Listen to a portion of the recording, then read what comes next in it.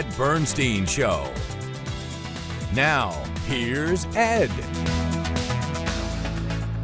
Today we welcome internationally acclaimed illusionist David Goldrake, known around the world as the international man of mystery. From performing across Europe to headlining right here in Las Vegas, David has amazed audiences with his artistry, his storytelling, and spectacular illusions.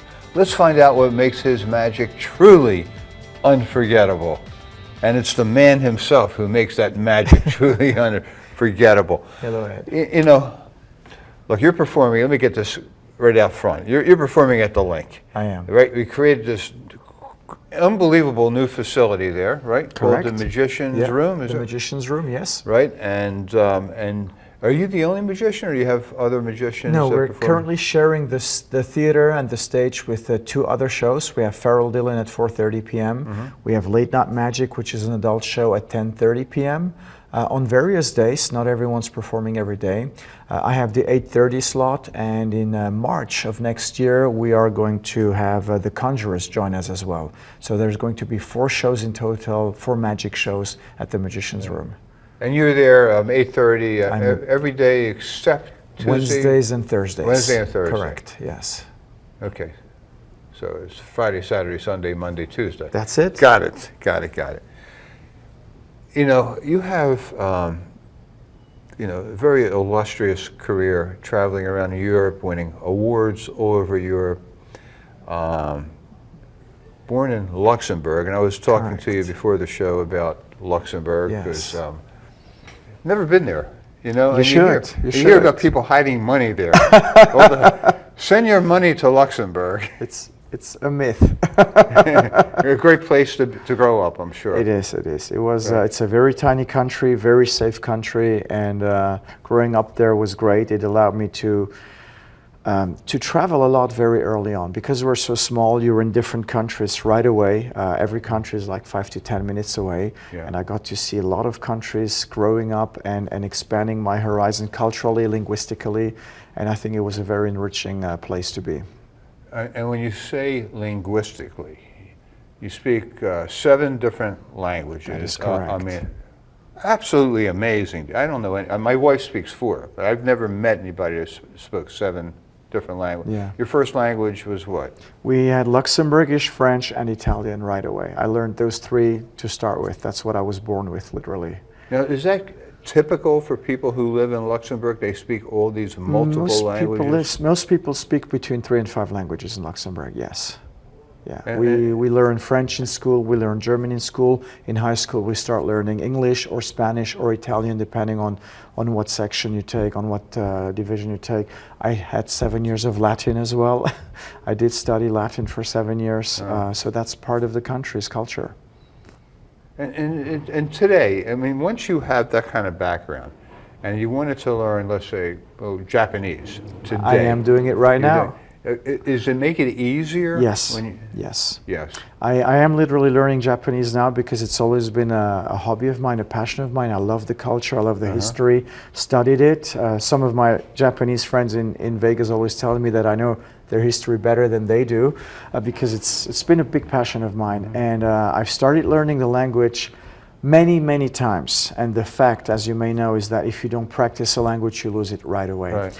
So I was in Europe for a while touring this last spring, and I came back and I noticed how much stronger my accent had become again. I was looking for words in English again. So language is an active living thing, and the fact that you do have a baggage of 6 or 7 languages in your pocket allows you to make the connections much more quickly. Yes. Like developing muscles. Correct. Right? That's exactly what it keep is. them in shape. Yeah. The brain, creativity, muscles, it's the same process. You have an ability to combine your illusions with really cool storytelling. Thank you. How did you develop that rhythm? I think it's because I've always loved movies ever since I was a child. First of all, I loved reading books and I loved watching movies. I never really watched TV, but movies was a thing that I really loved watching and studying. And I realized how those stories impacted me, how I could relate or not relate to a story. and how it made me feel and what story it made me feel like. And I decided very early on to put that into my shows, to find stories that are universal, archetypal possibly, that everyone can relate to. And if I do make it about me, I try to at some point turn it around and make the audience understand that it's not just about me, but it's about all of us. Everybody can relate. Correct. That's what my shows are about. Those are the moments that I want to focus on the audience and not about me. And that's how I came up with the storytelling mostly. Do you recall one of your very first stories that you incorporated into your magic? Wow. Let me think. That's a very good and spontaneous question. I mean, you started when you were a kid. Yeah, correct. You were 8 years old. I was 8 years old with a thimble, and with a thimble. Yes, and that could have been the first story, but I do not recall the details because it's so long ago. Right. But I know that I tied it to Peter Pan, and that's probably the first attempt because the kiss was the thimble in the Peter Pan story, and I know that I tied it to Peter Pan, but I don't remember the details. That may actually have been the very first story with my very first piece of magic. And that occurred as a result of what? You buy a magic book or a magic kit? I mean, how did that happen? The thimble piece of magic was a children's magazine. It was a German magazine called Spielzeitung in German, and it had comics, it had different games in it, things you could take out and glue together and build with, and there was a section about magic. And the first piece that I saw was a thimble, a piece of magic where you made a thimble disappear and reappear. The following month was a mentalism bit, which was fascinating to me to see how you can play with the human mind. And I became, passionate very quickly. It became an interest early on, and then every month I was waiting for the next installment, the next issue of the magazine, and that's how it began. Now, of course, all of this requires diligent practice. Like everything. Right, and dexterity. Yes. Right? Yes. I mean, you have exercises that you still have to do with your hand? I still try. I do it less and less because my show is very stage-oriented at this point. And besides the performance part, there's also, as you know, the PR, the marketing, the sales, the practicing around, creating new material. So I have very little time to devote to more sleight of hand. But when I get a chance, I do occasionally play with coins, cards, rubber bands, other items that are smaller, yes. How has technology changed magic? A lot, in a very interesting way. To me, we need a very good balance between the technology and the magical aspect, in the sense that I don't want the audience to feel like technology should get the credit for what is happening. I saw David Copperfield not too long ago. He gave me a tour of his amazing museum, and there was a section of a magician who used technology back in the early 20th century at a time where technology was not accessible for the public yet. So he had wires and earpieces and high-end material that the regular audience wasn't aware of. And David and I were talking about that, and it's very interesting how nowadays, as we talked before the show, technology has evolved. You get chips that are microscopic, earpieces that you can't even see, barely see. And to me, it's very important to use those elements, whatever you use technologically, that is still visible and that does not get the credit from the audience. I don't want my audience to go, oh, he did that with whatever magnet, electromagnets, or whatever is out there, even though it's not the case. I don't want them to have an explanation, regardless whether it's wrong or true. I don't want that. So I try to use technology as a support, as a visible support, so they know that's the technological thing, but I don't want it to be responsible for the magic. I hope that makes sense. Yeah. So give me an example. Like, so what type of an illusion, if somebody comes to your show, what's a typical illusion that they would say? I will give you a different example that I use in my show, and that is not an illusion.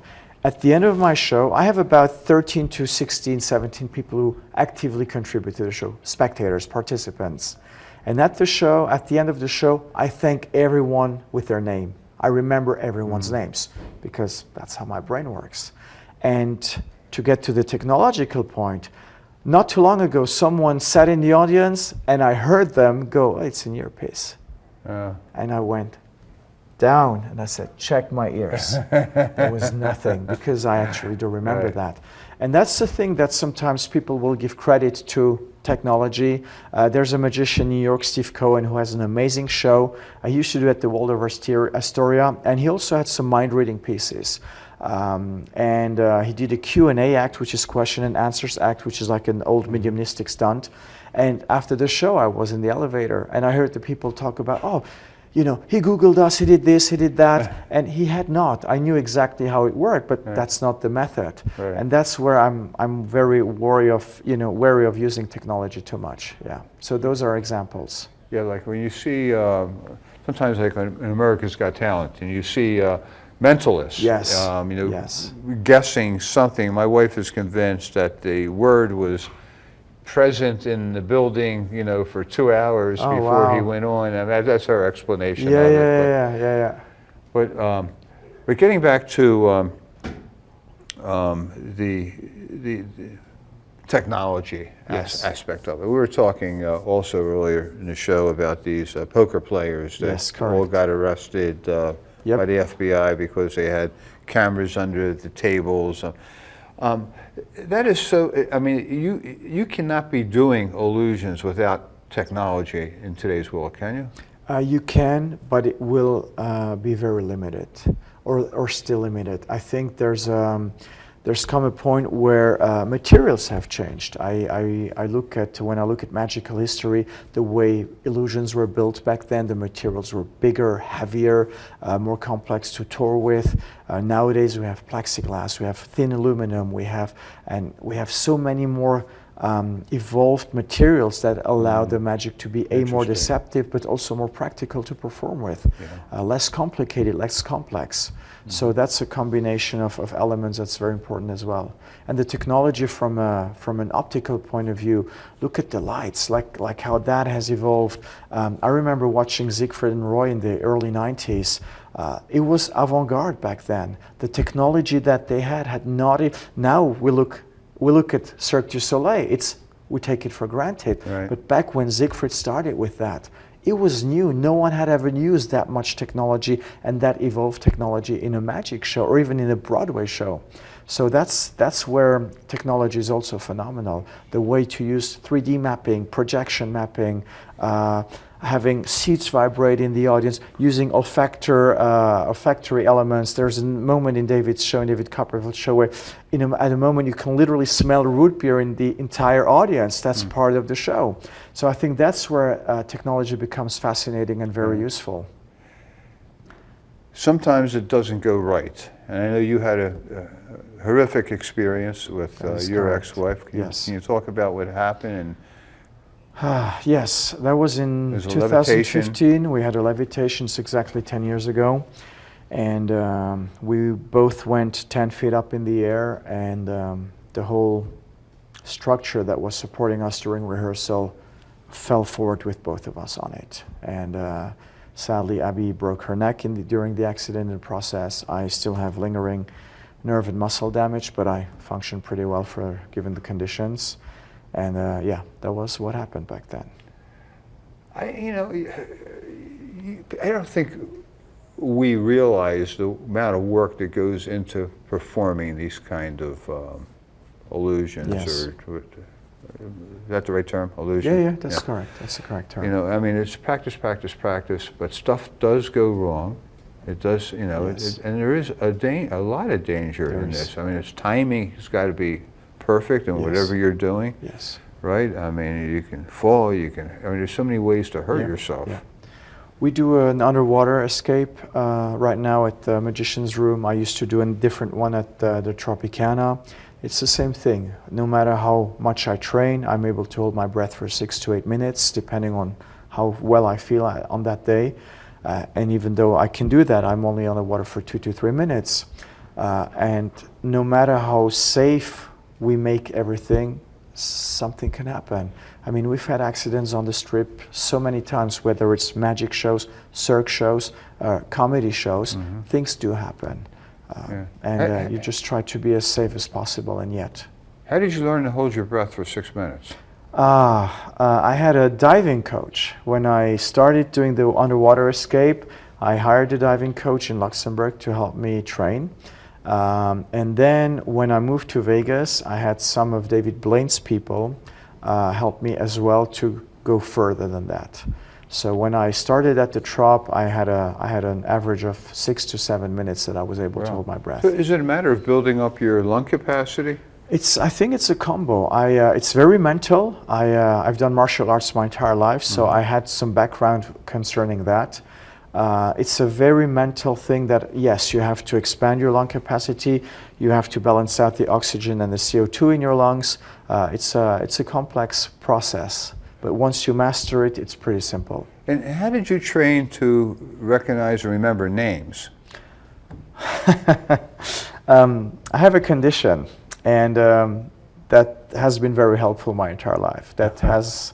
like an OCD kind of thing? It's Asperger. I have Asperger. Okay. And it was very tough to grow up with that, especially at a time where you were just considered a difficult child as opposed to being celebrated with it nowadays. So times have changed, but it has helped me with a lot of things. The perfection in my job, the focus, the attention to detail, remembering things, the awareness of my environment, all those elements that were so important for my job just were naturally in my body, in my system. But you know how experts will, when they're teaching that skill, they'll say, hey, look at somebody's face, try to get some sort of character trait in their face and connect it to their, I mean, yes. You have to go through that kind of gymnastics? Yes, yes, Yeah. Still to this day. It's sometimes I have to understand, okay, that means that, that means that, that means that, yes. Right. So you do it, there's 12, 13 people that have assisted you in a show. At the end of the show, you go, Yes, you have I all their remember names. all of them. Next day, you still remember those names? Some of them, yes. If they were memorable, yes. Others not. Sometimes it's up to what they were wearing, you know, to the shoes, the socks, whatever, like a tiny element, I will remember that. And some days I don't remember, no. It's like, oh yeah, I was in your show yesterday. And then if they say the key word or the key moment, everything comes back. Hey, David, I see you brought a deck of cards. I know you don't really do the sleight of hand thing That is anymore, correct. but I know every magician carries a deck of cards the same way they carry a wallet. That is kind of true. Yeah. Let's try something together. Ed, do you have a favorite queen in the deck? Any suit that Queen you of prefer? Diamonds. Queen of Diamonds? Yeah. Diamonds are a girl's best friend. We have the Queen Yeah. of Spades right here. The clubs. Let's see where we find Yeah, her. it looks like the hearts. looks like a normal deck. It with is. the spades. It is. It is. Here she is, the There Queen she of is. Diamonds. Now, Ed, I'm going to ask you to sign the card on the face. Just give me a tiny autograph if you don't mind. Perfect. Nice. Show it to the camera. Very tiny. Where is it?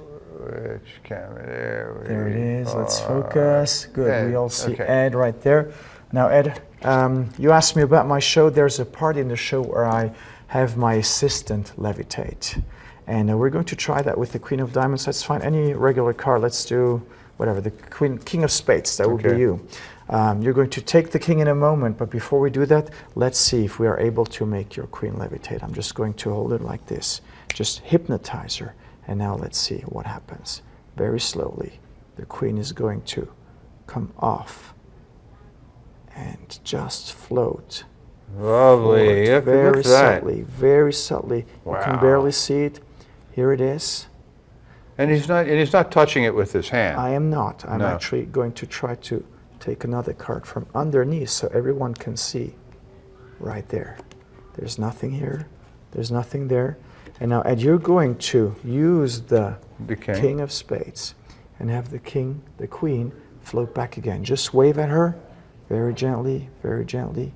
Watch, watch, watch. It's floating back to where it came from. Oh, I love And it. that's the Love it. levitation. This is your Love card. it. Thank you for participating, Ed. There's a levitation trick that worked. Correct. Nobody got injured. Thank you. Thank you. Okay, I wanted to talk to you about acting also, because I understand you've had a little bit of acting experience. Okay, you looked that up. Yes, I I did have look that played in various plays. I've played in various movies as well. I've been a consultant on movies. So yeah, that's part of. You have an interest in Yes, acting? always. Like I said, lessons, I have taken lessons. I've always loved movies in general, and the world of acting has always been something I've been attracted to. So yes. I mean, what kind of movies? Like the magician movies, or that's a very interesting question. I love magicians movies if they're well made, obviously, but I always feel like the appeal for the general public is very limited. Now we have the new Now You See Me movie coming out. It's actually the third or fourth, I believe, which is shocking to me that they managed to do so many sequels about a movie about magicians. I remember when The Prestige came out, I loved the movie, star-studded cast. I mean, we had Michael Caine, we had Hugh Jackman, we had Christian Bale, Jessica Biel, and I'm going, this is phenomenal, but the movie didn't last long at the movie theaters. The same with Edward Norton, The Illusionist, which came out at the very same time. There's a bunch of movies like The Sorcerer's Apprentice with Nick Cage, and yet I love it when they make movies about magicians, when they bring movies about magicians to the public, just to make it accessible to everyone. But I do love pretty much every kind of movie. I have no specific genre that I like. If I see something that appeals to me from the topic or from the actors, the casting aspect, I go and watch it. The original Houdini movie from the 50s. Janet Leigh, Tony Curtis, phenomenal. I love the movie. Yes, I've watched that many times as a kid. Yeah, I mean, that's got to be the #1 movie inspiration for all magicians. I think it still is for our generation, yes. Yes. Yeah, many great scenes. To this day, we still talk with some friends. There's a great scene where he escapes from a straitjacket at this fair, and he's looking at the candelabra, the chandelier, and you can see the diamond spin, and it's like he's hypnotized, and then he gets out of it. And yeah, we've been working on some ideas based on that moment for many years. Yeah. Now, did Houdini die because he couldn't hold his breath for 6 minutes? No, Houdini's death was basically an accident. He was very athletic. If you see pictures of him topless or even in his underwear when he was doing his escapes, he was very athletic, very muscular, and he always bragged about the fact that he was able to withhold punches, that he was strong enough that anyone could punch him in the gut. Hit me in the stomach type Correct, of thing. correct. And he had an is that the right word? Appendicitis. Appendicitis. And despite that condition, he continued going on stage. And it was bad. And after one of the shows, he went backstage. A boxing student or a kid with a boxing student friend came backstage to talk to him to get an autograph. And at some point, the boxer asked him, "Hey, is it true that you can do this?" And, yeah. And without warning, he punched him. Oh, my God. The whole thing burst. Wow. And instead of going to the hospital, Houdini decided to do the second show that day. He may have, if I remember well, done another show the following day, and then he landed in hospital, poisoned, and that's how he passed away, peritonitis. One bad decision after the next. Correct. That was because he was very, just like most performers, I think, very responsibility oriented. It's still all about the audience. We care about the audience. We want to be there for the audience. You don't want to disappoint your audience. So you go on stage no matter what. Houdini, when he performed, often had a message that he wanted to communicate to his audience. Some of it was afterlife and that type of thing. Correct. You're big on messages also. Yes. Explain that to me. My messages are different, I think. And Houdini's were more in your face.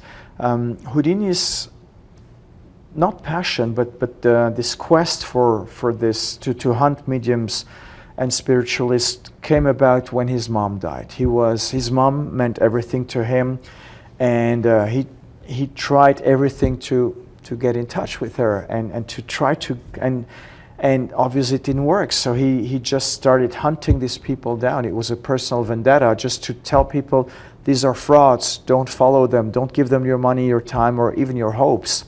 And it was very militant, whereas my message, or my messages, are more subtle. I don't want to be too militant about anything. I want to ask more questions than give answers. When I do a piece of magic that talks about either human connections, or it talks about time, or it talks about overcoming challenges, I just talk about it, and I may ask one or the other question, or I have a closing line that kind of closes the circle, but I'm not going to push it in your face. I want you to think about it. There's one bit in the audience where I borrow three rings, and I do something magical with them, and I precede the show with, or that piece with, the fact that magic is a universal language, that it brings people together, and that I believe, especially in today's increasingly divisive world, that human connections are the most powerful gift we can share with each other. And I'll leave it at that. And I see people nod. They look at each other and they nod.